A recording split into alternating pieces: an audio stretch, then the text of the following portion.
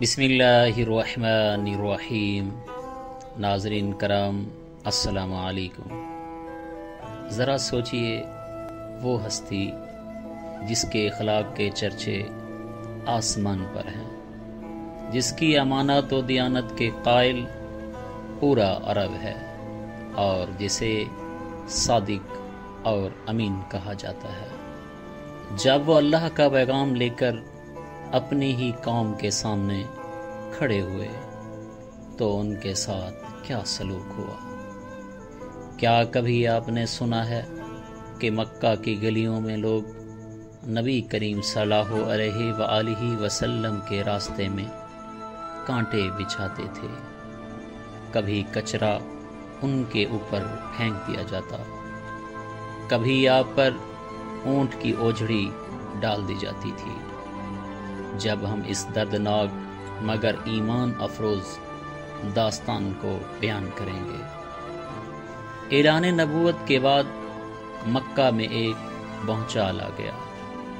لوگ حیران تھے کہ محمد مصطفیٰ صلی اللہ علیہ وآلہ وسلم، جنہیں وہ سب سے زیادہ سچا مانتے تھے، اب یہ کہہ رہا ہے کہ لا الہ الا اللہ۔ قریش کو اپنے بتوں کی پوجا ٹوٹتی نظر آئی، اپنے تجارتی مفادات پر خطرہ محسوس ہوا، اور یوں مخالفت اور ظلم و ستم کا نہ ختم ہونے والا سلسلہ شروع ہوا۔ جب بھی آپ صلی اللہ علیہ وآلہ وسلم نماز یا عبادات کے لیے جاتے تو دشمن خصوصاً ابو جہل اور اس کے ساتھی آپ کے راستے میں کانٹے ڈال دیتے۔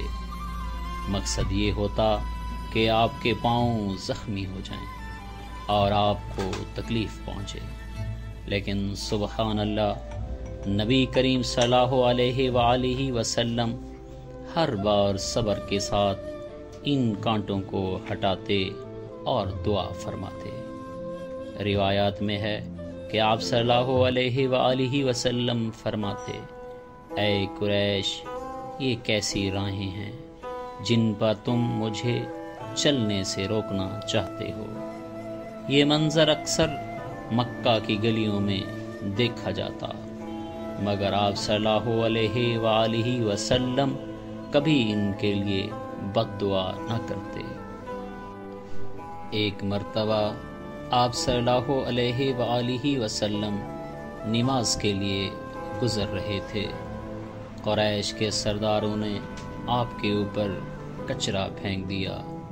آپ صلی اللہ علیہ وآلہ وسلم خاموشی کے ساتھ واپس گھر گئے، غسل کیا اور پھر دوبارہ اللہ کی عبادت کے لیے نکل آئے۔ سوچئے ناظرین، اگر کوئی عام شخص ہوتا تو شاید بدلہ لیتا، شور مچاتا، لیکن یہ تو رحمت للعالمین صلی اللہ علیہ وآلہ وسلم تھے۔ آپ صلی اللہ علیہ وآلہ وسلم کی برداشت اور صبر ہی دراصل اسلام کا سب سے بڑا معجزہ تھا۔ ایک مرتبہ نبی کریم صلی اللہ علیہ وآلہ وسلم خانہ کعبہ کے صحن میں نماز پڑھ رہے تھے۔ عقبہ بن ابی معیط آیا اور انتہائی بے ادبی کے ساتھ آپ صلی اللہ علیہ وآلہ وسلم کی گردن میں کپڑا ڈال کر گلا گھونٹنے لگا، اتنی شدت سے کہ اگر اللہ کی مدد نہ آتی تو معاملہ خطرناک ہو جاتا۔ اچانک حضرت ابوبکر صدیق رضی اللہ تعالی عنہ دوڑ کر آئے اور عقبہ کو دھکیلتے ہوئے کہا، کیا تم ایک شخص کو اس لیے قتل کرتے ہو کہ وہ کہتا ہے میرا رب اللہ ہے؟ یہ جملہ سن کر کفار کچھ دیر کے لیے پیچھے ہٹ گئے، مگر ان کی دشمنی کم نہ ہوئی۔ ایک اور دل دہلا دینے والا واقعہ صحیح بخاری میں موجود ہے۔ ایک دن نبی کریم صلی اللہ علیہ وآلہ وسلم خانہ کعبہ میں سجدے میں تھے۔ ابو جہل اور اس کے ساتھی قریب بیٹھے تھے۔ ان میں سے کسی نے کہا، کون ہے جو محمد مصطفیٰ صلی اللہ علیہ وآلہ وسلم کی پیٹھ پر اونٹ کی اوجڑی رکھے جب وہ سجدے میں ہوں؟ عقبہ بن ابی معیط فوراً بڑھا اور یہ کام کر ڈالا۔ نبی کریم صلی اللہ علیہ وآلہ وسلم سجدے میں ہی رہے، اٹھ نہ سکے۔ مکہ کے سردار ہنس ہنس کر لوٹ پوٹ ہو رہے تھے۔ یہ منظر حضرت فاطمہ سلام اللہ علیہا نے دیکھا۔ وہ دوڑ کر آئیں اور اپنے معصوم ہاتھوں سے وہ گندگی ہٹائی۔ پھر نبی کریم صلی اللہ علیہ وآلہ وسلم نے سر اٹھایا اور فرمایا، اے اللہ قریش کو ہدایت عطا فرما۔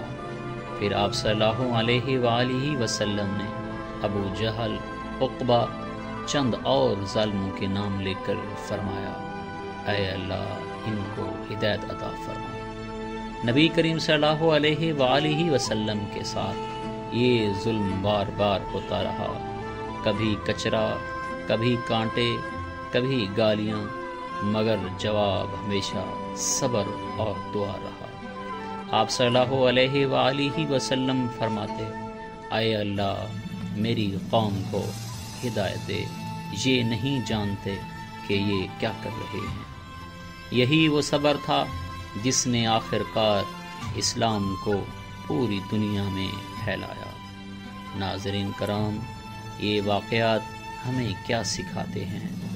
ایمان کے راستے پر مشکلات آئیں گی، صبر، دعا اور استقامت کامیابی کی کنجی ہیں۔ ظلم کا جواب صبر سے دینا ہی حقیقی فتح ہے۔ آج بھی اگر ہم اپنے دین پر ثابت قدم رہیں تو دنیا کی کوئی طاقت ہمیں ہلا نہیں سکتی۔ ناظرین، یہ تھے وہ دل دہلا دینے والے واقعات جب قریش نے نبی کریم صلی اللہ علیہ وآلہ وسلم پر کچرا اور کانٹے ڈالے اور سجدے میں آپ پر اونٹ کی اوجڑی رکھی گئی، لیکن ہر ظلم کا جواب آپ صلی اللہ علیہ وآلہ وسلم نے صبر سے دیا۔